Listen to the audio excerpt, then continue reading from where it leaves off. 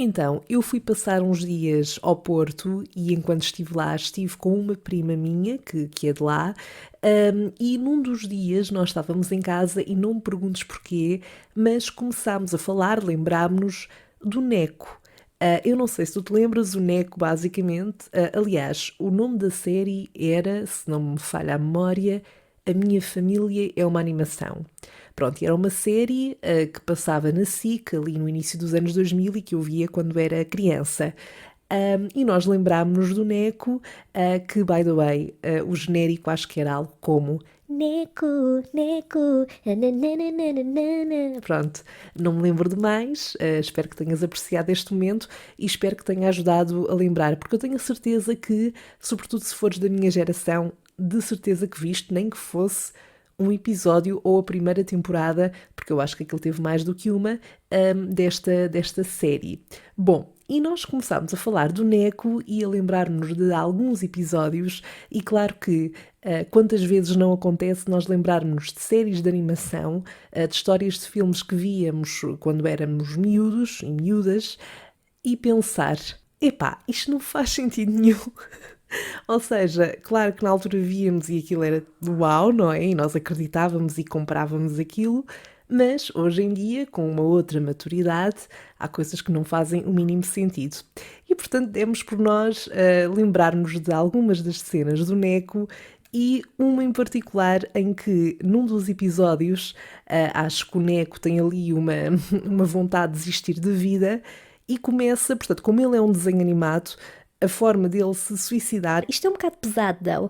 Nós lembrámos disto, não sei se tu te lembras, que se vias esta série, e podemos nem estar a lembrar-nos corretamente do episódio, mas a memória que nós temos e que estávamos a comentar é que nesse episódio a solução que ele arranja para pôr fim à vida é apagar-se a si mesmo, porque ele é um desenho animado. Só que daqui surgiu uma questão que eu quero partilhar contigo, porque isto ficou-nos a moer, aliás, nós ficámos a remoer nisto e rimos imenso, que é, vai chegar uma altura em que ele não vai conseguir apagar-se por inteiro, não é? Porque como é que ele vai apagar a mão que está a usar para apagar? Pois, e às tantas fiquei tanto tempo a pensar nisto que fiquei mesmo perturbada. Tipo, o que é que acontece? Fica só ali a mão a existir até que alguém dê por ela e eventualmente a apague? Pois. Mas pronto, não me lembro de mais detalhes deste episódio, nem de muitos mais da série, confesso. Lembro-me de ver muito e de adorar e ficar ansiosa sempre que sabia que ia passar na televisão. Mas genuinamente quero saber se tens uma resposta para me dar quanto a isto, porque nós, eu e a minha prima que nos lembrámos disto, ficámos mesmo perturbadas a pensar então, e depois ele ficava aqui com o pulso ali à solta? Enfim, só mais uma das muitas questões pertinentes que eu trago para este podcast.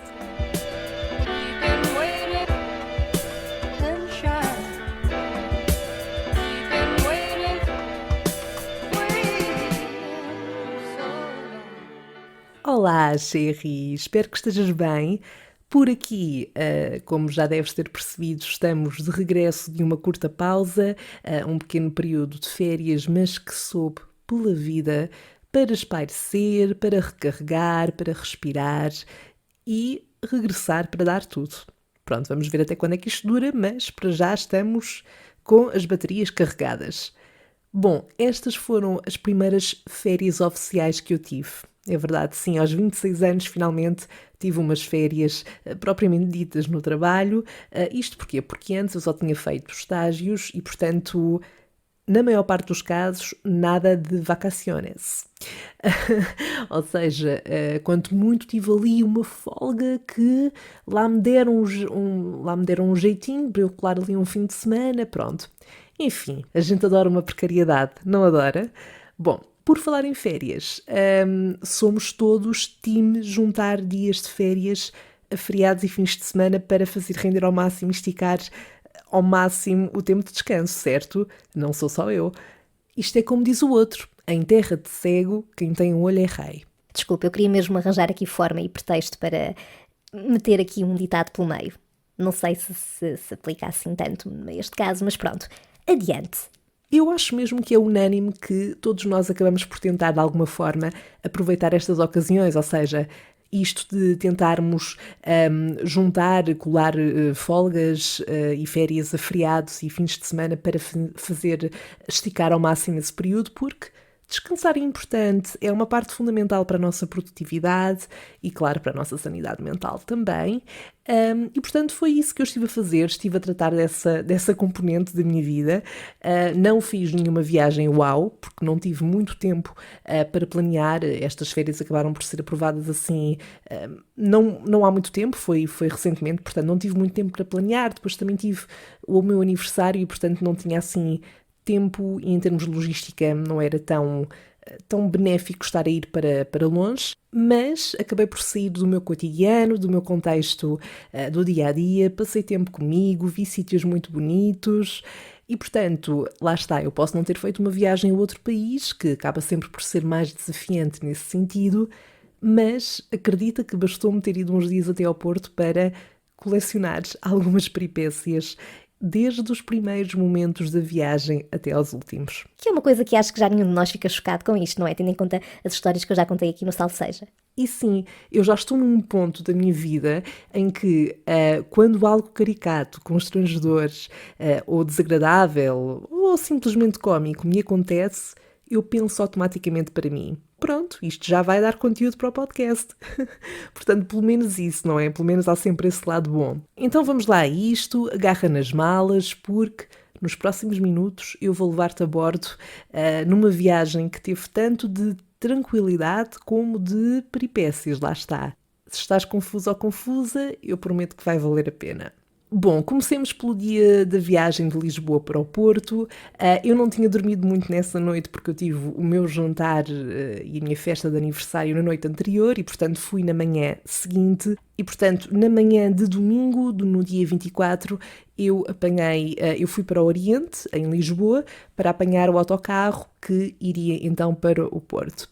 Quando lá chego, ainda faltavam uns minutinhos para a partida, porque nós temos sempre que chegar ali com pelo menos 15 minutos de antecedência, e eu vejo 3 autocarros da companhia pela qual ia viajar, vejo logo desde aí imensa gente à espera e pensei, ok, deixa cá ver, porque no bilhete não especificava exatamente qual é que seria a estação do autocarro, dizia só que seria entre uma determinada estação e outra, portanto eu estava ali a ver se encontrava no autocarro o nome do destino, mas nenhum dos autocarros tinha especificado para onde ia. Até que, eventualmente, vejo um autocarro cujo destino aparece Porto Camélias, que era para onde eu ia. Bom, e eu, entretanto, vejo as pessoas também a aproximarem-se desse autocarro, o motorista começa, portanto, sai do autocarro para verificar os bilhetes e para as pessoas também colocarem a sua bagagem no autocarro, e eu li, super a confiar que aquele era o meu autocarro, até por causa da hora,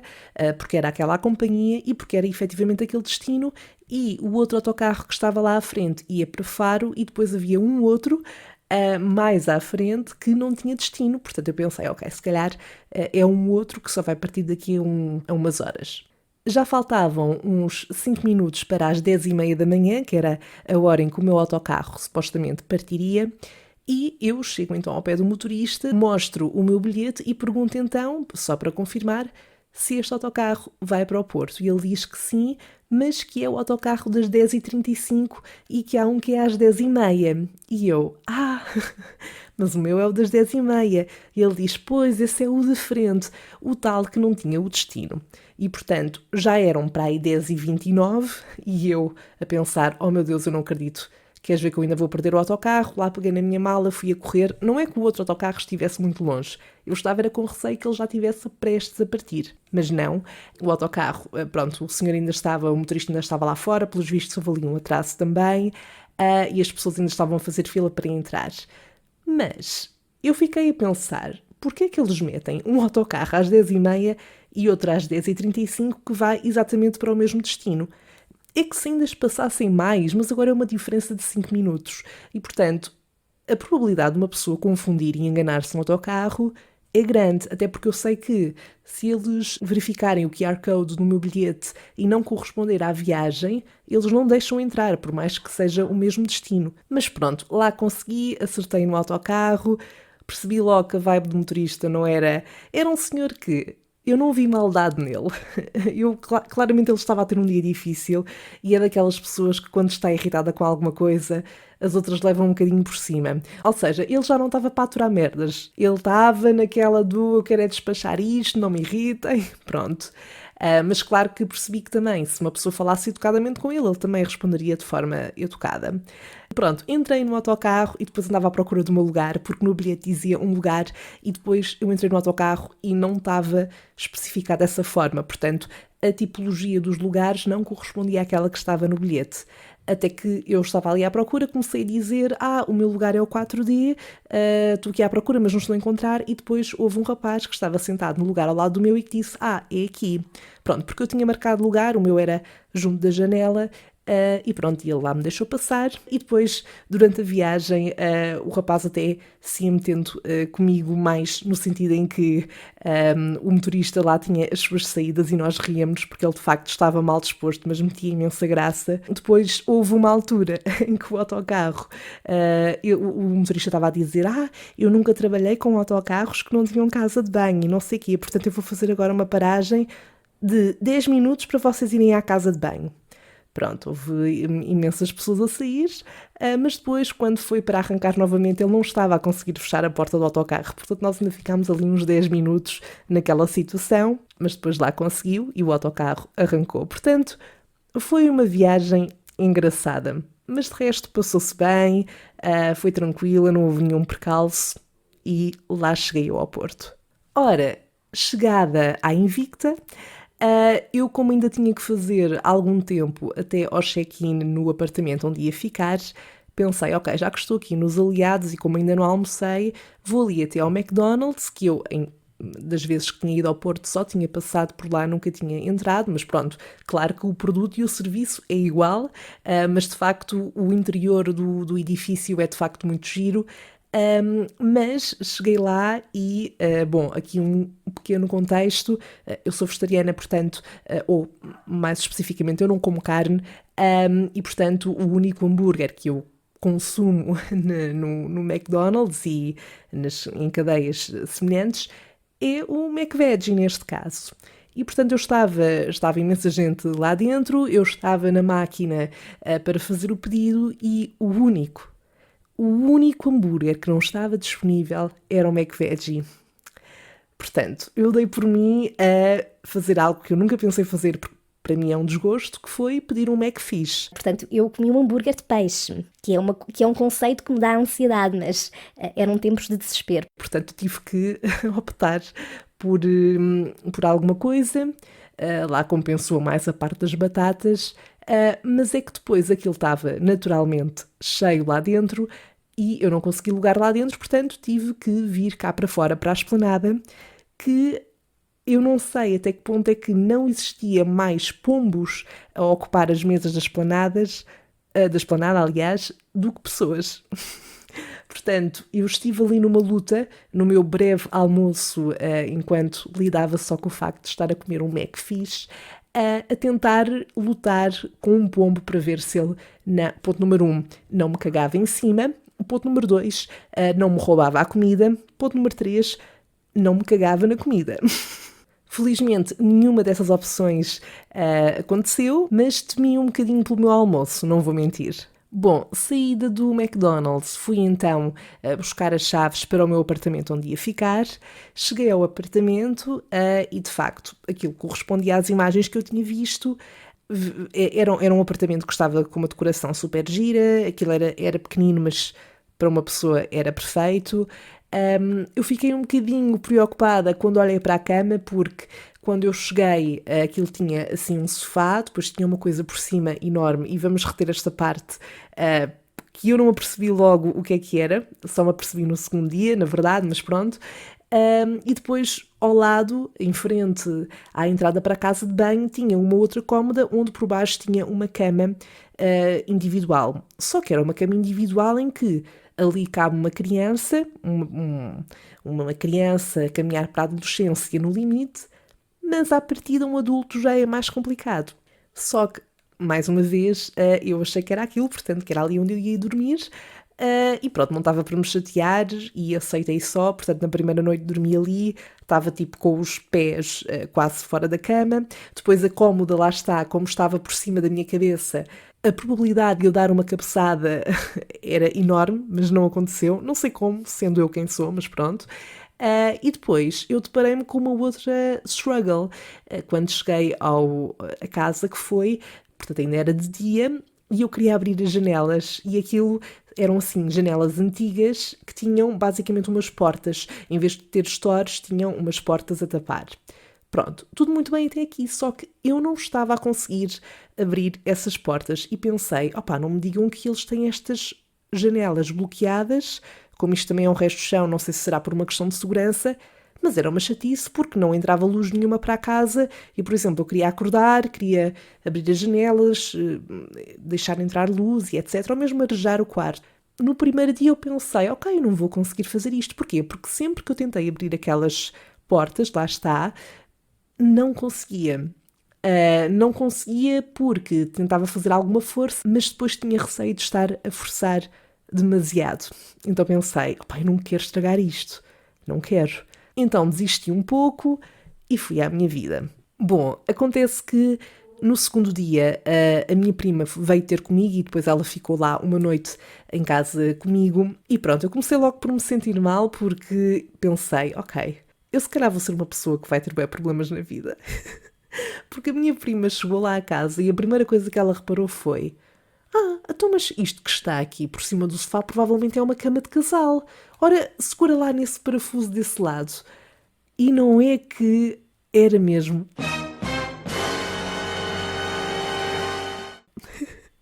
Era mesmo uma cama de casal. Portanto, basicamente, a cama onde eu dormi provavelmente é para quem vai para lá com filhos, neste caso com um filho, porque também não cabia lá mais.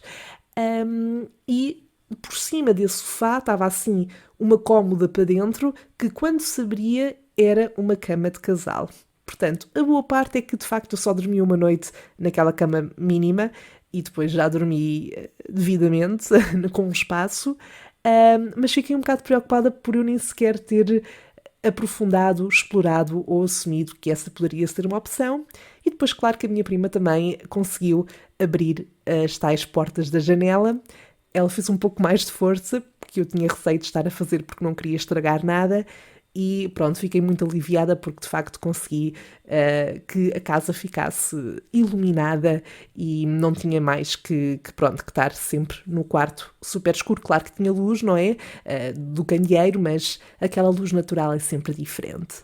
Ainda em relação à casa, houve uma determinada altura em que eu pensei, vou tomar uma banhoca e quando eu estava a fazer a reserva, eu estive a ler o que é que a casa incluía e eles diziam lá que tinham um gel de banho incluído. E portanto eu pensei, ok, ótimo, assim escuso estar a levar o meu, levo só o shampoo, o amaciador, pronto, é sempre menos um produto que faz peso na mala. Até porque a minha embalagem de gel de banho ainda é grande, portanto era sempre mais espaço que tinha. E eu chego lá e, portanto, vou para tomar a minha banhoca, meto-me no chuveiro e reparo que não há gel de banho em lado nenhum. Portanto, na primeira noite, o meu banho foi só água no meu corpo.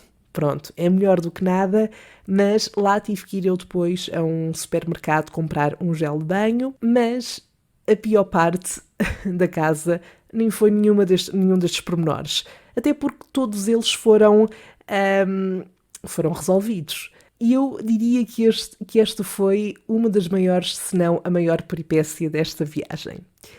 Então, eu tinha reparado, quando cheguei a essa casa, que nos armários havia pratos, tachos e copos. De facto, não reparei que havia talheres, mas no meu cérebro, na altura, quando eu estava só a verificar as coisas dentro da casa, assumi, ok, tenho pratos, tenho copos, portanto, certamente haverá aqui talheres algures. E, portanto, num dos dias, para ser mais fácil e porque eu e a minha prima queríamos vir a casa antes de voltarmos a sair, pensámos, ok, vamos a casa, arranjamos-nos e, em vez de estarmos a ir jantar fora, como já vamos também almoçar amanhã e etc., vamos comprar alguma coisa ao mini preço, por exemplo, e comemos em casa uma coisa rápida também. Pronto, ela acabou por levar uma pizza porque nós tínhamos lá micro-ondas e eu, como vi que tínhamos tachos, trouxe um bacalhau à Brás, exato, pronto, uma daquelas embalagens congeladas, mas que dá para fazer no fogão e, portanto, nós tínhamos fogão e lá está, tínhamos os tachos, portanto, estava tudo ok. Lembras-te que eu disse que não tinha visto talheres, mas que tinha assumido que eventualmente haveria ali algures? Pois é, a casa de facto tinha pratos, a casa de facto tinha copos, a casa de facto tinha tachos, frigideiras, mas não tinha talheres. Porquê? Eu não sei, não consigo perceber, não sei qual é que é a lógica. E agora tu perguntas então, Sandra, mas como é que tu fizeste? Porque a minha prima, por exemplo, ainda conseguiu ali, não conseguiu cortar a pizza, mas com as mãos conseguiu ali ir dividindo as fatias e ir comendo à mão, não é? Tudo o que ela teve que fazer foi pôr a pizza a fazer no... Aliás, nem foi no micro-ondas, foi no forno. Eu, como não tinha mais nada, lá tive que me desenrascar.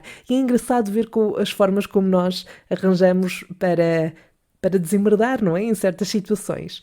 Então eu peguei no tacho, pus no fogão e pus lá o bacalhau à Brás a acontecer. Como é que eu mexi o bacalhau à Brás? Eu não tinha talheres, portanto eu fui buscar a minha escova de dentes. Claro que eu lavei primeiro, atenção, e com a parte de baixo, não com a parte da escova, portanto essa parte nem sequer tocou na comida, mas com a parte de baixo eu tive a mexer o meu jantar. Não sabia a pasta de dentes, portanto eu certifiquei-me que isso não seria uma questão.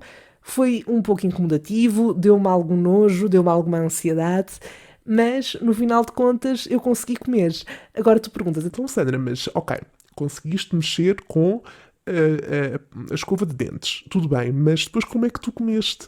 Porque certamente com a escova não conseguiste. claro, não comi com a escova de dentes, tive que comer à mão. Portanto, imaginem uma cena super primata de uma gaja sentada na cama com um prato com bacalhau à Brás, sem talheres e a comer com as mãos. Eu ainda nem sei bem como me expressar aquilo que sinto ao lembrar-me deste episódio. Bom, sem dúvida que nos rimos imenso, mas eu estava a rir-me de nervoso porque só pensava como é que é possível, tipo, expliquem-me a sério qual é que é a lógica de uma casa ter tachos, pratos, copos, tinha canecas, tinha copo de vinho, tinha copo de água, mas não tinha um garfo, uma colher, uma faquinha, nada. Uns pauzinhos para comer um sushi. Não, pronto, estou a brincar. Mas, epá, enfim. Portanto, olhem, o meu conselho é, numa experiência semelhante, a primeira coisa que fizerem quando chegarem a casa é verem mesmo se têm tudo, para, no caso de ser necessário comprarem, nem que sejam os talheres. Não vou recomendar estarem a comprar talheres de plástico, porque isso não é fixe para o ambiente, mas para arranjarem uma opção, no fundo, porque eu não arranjei essa opção porque estava a contar chegar a casa e encontrar talheres. Portanto, a opção que eu tive que arranjar foi no momento, ok, como é que eu vou desembardar isto? Mas pronto, se comi. Fiquei com a refeição feita. Se foi a melhor experiência de jantar? Não, de todo. Se recomendo? Não. Bom, uma coisa assim um bocadinho chata foi que havia algumas partes da cidade em obras, nomeadamente os Aliados, na zona dos Aliados, havia ali alguns edifícios, assim, muito particulares, não é? Históricos, que é sempre bonito de ver e que estavam em obras, portanto não deu para apreciar essa parte da cidade. Havia um caminho que eu estava constantemente a fazer, que como estava em obras eu tinha que dar uma volta sempre maior e depois as ruas lá são muito íngremes, quem já foi ao Porto ou quem é de lá sabe do que eu estou a falar. E portanto, se há uma coisa boa também desta viagem, destes dias que eu passei lá, foi a quantidade de tempo que eu andei, de quilómetros que eu fiz, de subidas, e portanto eu espero que isso tenha tido algum impacto para o meu físico, não é? Porque sem dúvida que houve ali, calorias perdi de certeza. Eu e a minha prima fomos a um sítio que eu gostei muito. Aquilo era um quiosque que tinha assim um jardim à volta, chama-se Base, no Porto, e aquilo deu-me muito vibes de out jazz. Estava a passar música, eu estava super contente porque estavam a passar soul e R&B, estava um moodzinho mesmo espetacular, o tempo estava ótimo, estava um dia de primavera com bastante sol, não estava vento, e nós estávamos no jardim. A minha prima pediu 2 finos, mas caneca. Pronto, e logo aí ela ficou irritada porque perguntou ao senhor do quiosque qual é que eram os tamanhos de fino que tinha, e ele disse, fino é fino. E nós tipo, Você percebeu exatamente o que a gente quer dizer? A gente quer saber se há caneca de fino ou não há. é que tem muito a ver com o tom com o que ele disse, porque ele disse num tom passivo-agressivo. Portanto, nós ficámos logo, Pronto, qual é que foi o problema? A única parte má foi que cada caneca de cerveja foi 5 € e estavam super mortas. Nós podíamos ter reclamado, mas pá, honestamente, acho que não nos estávamos para chatear e, portanto, lidámos só, mas o espaço em si era incrível. Mas se calhar o que eu recomendo, se forem lá e não tiverem para gastar 5 € numa caneca, ainda por cima, com a probabilidade de ser mal tirada, levem a vossa vida. Levem a vossa vida e sentem-se lá no jardim, porque a vibe é igual, tem a música e sempre poupam. Bom, terminando aqui então esta parte das peripécias, no último dia antes de sair da casa e ir dar uma volta até fazer tempo para o autocarro de regresso para Lisboa, eu não sei como, aliás, fui na noite anterior, não sei como, estava eu muito bem a ver a televisão e a cama de casal ficava, portanto, a ponta da cama terminava muito perto da parede que estava em frente, e, portanto, o espaço para passar entre os dois não era muito. Pronto, e eu, pá, é daquelas coisas que, enfim, não é? É um movimento que a pessoa faz. Eu estava a olhar para a televisão e depois saí e virei muito abruptamente e a minha coxa direita da perna Sinto o que é que haveria de ser, Sandra, mas pronto, é sempre bom especificar. bateu diretamente, com toda a força e mais alguma, na ponta de madeira da cama. Eu ainda hoje tenho uma nódoa negra super redonda, enorme, na coxa. Doeu-me para caralho mesmo. Eu mandei um berrozinho e, portanto, desculpem vizinhos do Airbnb. Doeu-me bué. Mas pronto, olhem, trouxe mais do que os souvenirs que eu comprei. Não foram muitos, trouxe uma caneca. Mas trouxe também uma nódoa negra. Pronto, para não me esquecer daquela cama maravilhosa. Para terminar, eu no último dia, lá está, antes de ir para o autocarro de regresso para Lisboa, ainda estive com uma amiga minha que também mora no Porto e nós fomos a um café lindíssimo. Lindíssimo, pá, acredito que também seja um ponto super turístico, mas que é daqueles típicos casos de que, pá, a pessoa entra, vê o espaço, for preciso tirar uma foto, vai-se embora e vai a um outro sítio onde come melhor e bem mais barato, porque nós pagamos imenso, mais de 30 e tal euros, por, no fundo, um pequeno almoço que fizemos e que estava uma bosta. O café não era mau, eu pedi um café moca, até era ok. O sumo de laranja era tipo Capri-Sun, e eu paguei tipo 3,5. A tosta mista era super normal e também era um preço, enfim. E depois as sobremesas também não eram nada de especial. Ou seja, experiência gastronómica nesse café má, é só muito giro e dá umas boas fotos. Mas uma pessoa nem se chateou porque pronto, depois a gente estava lá na converseta e a companhia foi boa, é o que importa. Bom, fora estas peripécias, claro que a viagem de forma geral foi muito boa, eu gosto sempre muito de ir ao Porto, se por acaso nunca foste, eu recomendo muito. Acho que eu já fui lá algumas vezes, até porque eu, quando era miúda, passava muito tempo no Norte porque tinha lá a família e, portanto, estava sempre relativamente perto da cidade. E recomendo mesmo muito, acho que vale sempre a pena, quer seja ir pela primeira vez ou regressar. Algumas das melhores partes desta viagem, logo no primeiro dia, eu estava só a passear ali pela zona da Ribeira, fui até Vila Nova de Gaia, passei a ponte e não tinha previsto nenhum sítio para jantar, estava só a andar a ver o que havia. Acabei por parar num restaurante ali em frente à Ribeira, que era um restaurante italiano. Não sabia se era bom ou se era mau, os preços pareceram normais até para o sítio onde estava situado, e por acaso a comida era super boa. O cheesecake era uma maravilha. Eu comi um cheesecake no final que, meu Deus, já não comia um cheesecake assim há muito tempo. E depois tinha toda a experiência de estar com vista para a Ribeira, depois anoiteceu, eu vi o pôr do sol, com as luzes, olhar para a cidade, ficou mesmo um ganda mood. E portanto, a todo momento de ver o pôr do sol, estar ali a beber um copo de vinho, foi logo uma boa forma de terminar o primeiro dia. Depois eu voltei a um dos meus sítios, se não o meu sítio favorito no Porto, que é o Jardim das Virtudes. Caso nunca tenhas ido também, recomendo imenso. Aliás, aquilo tem duas partes, tem uma que é mais mirador e depois tem uma onde é um jardim muito mais... muito maior, na verdade, e ambos são incríveis. Também fiquei a conhecer um sítio ao qual ainda não tinha ido, mas que adorei. É um jardim que fica mesmo ao lado do pavilhão Rosa Mota e que se chama, se não estou em erro, Jardins do Palácio de Cristal. Recomendo muito, muito, muito. E para terminar, no penúltimo dia, também assim um bocadinho improvisado, fui ver um espetáculo na Alfândega do Porto que era sobre a Frida Kahlo, e era um espetáculo imersivo, era super interativo, tinha realidade virtual, nós podíamos pintar também. Eu adorei, e um pormenor de que eu gostei muito nessa exposição, e que por norma não acontece muito nos museus e exposições a que vamos, pelo menos daqueles a que eu já fui, é que quando temos aqueles cartazes no fundo com informação, neste caso era sobre a Frida Kahlo, às vezes a tendência é para que essa informação esteja escrita de uma forma muito factual, não é? Muito neutra, do género, a Frida Kahlo nasceu, blá. E neste caso, a forma como eles descreveram as diferentes fases da vida dela, as diferentes componentes, estava tudo escrito de uma forma tão bonita. Parecia mesmo que era quase uma carta escrita por alguém que a conheceu e que tinha as melhores memórias e as melhores recordações da Frida, e isso para mim tornou a experiência ainda mais bonita. Bom, acima de tudo, foram uns dias, lá está, que serviram mesmo para recarregar, para ouvir o belo sotaque do Porto.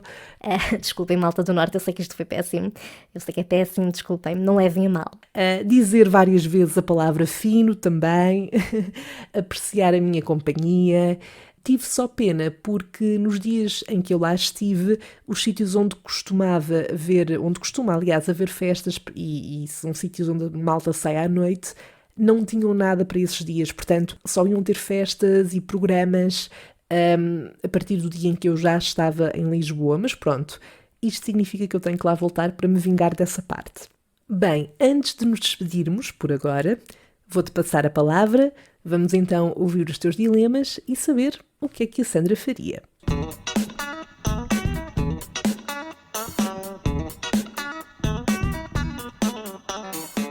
O primeiro dilema foi enviado pela Ana Sampaio, que pergunta o que é que a Sandra faria se fosse madrinha da bebé da Rihanna.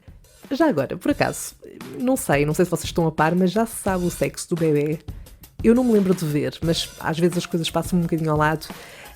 Mas, respondendo ao teu dilema, eu amava, até porque...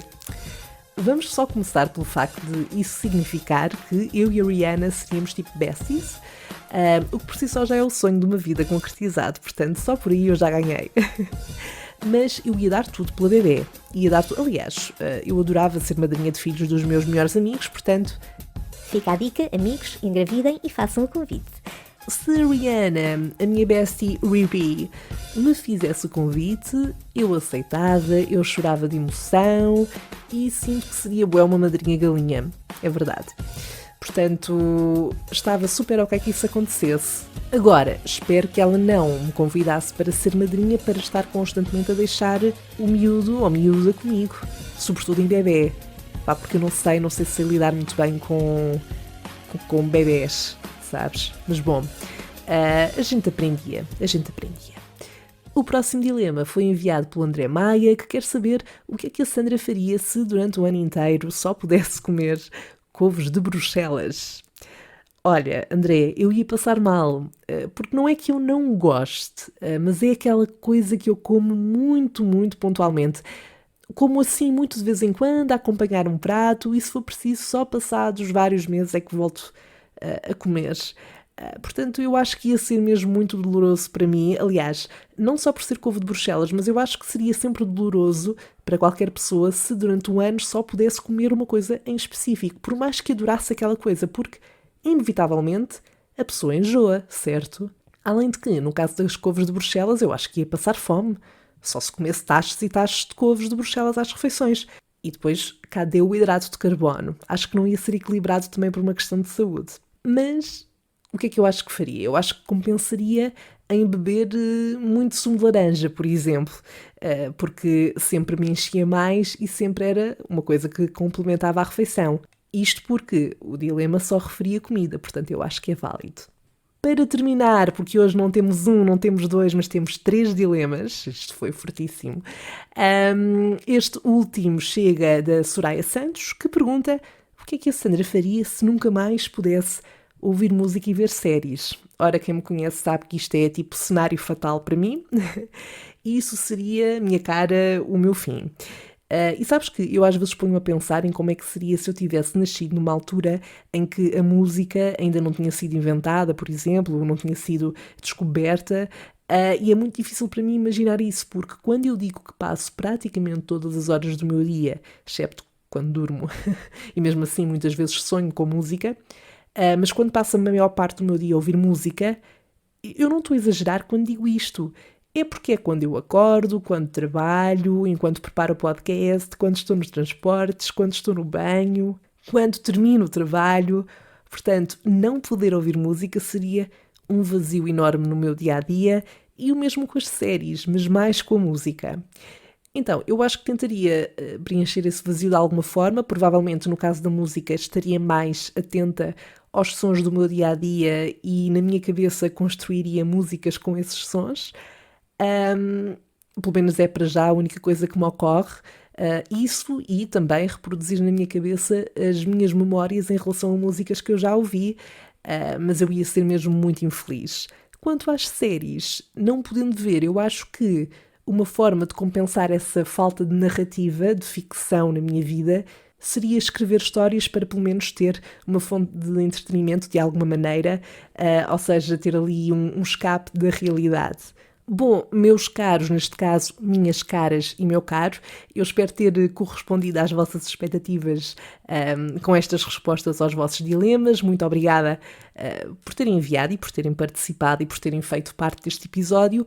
Por hoje ficamos conversados, nós voltamos a falar na próxima conversa de café e até lá, já sabes, podes ir acompanhando o Salve Seja nas redes sociais, basta pesquisar por Salve Seja Podcast no Instagram e no Facebook e partilha por lá também o que é que achaste deste episódio, se também és uma pessoa que sempre que viaja tem que colecionar algumas peripécias, envia por lá também os teus dilemas, quer por texto, por mensagem de voz, para que eu possa responder então no próximo episódio. Tenha uma ótima semana, nós voltamos a falar em breve. Até lá, bye!